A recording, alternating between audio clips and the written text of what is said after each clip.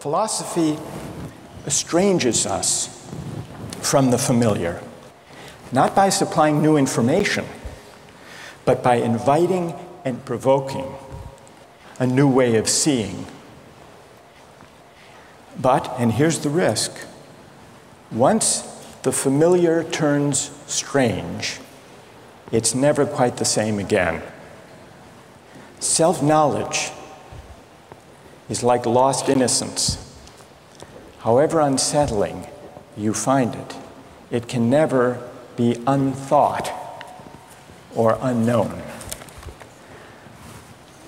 What makes this enterprise difficult, but also riveting, is that moral and political philosophy is a story,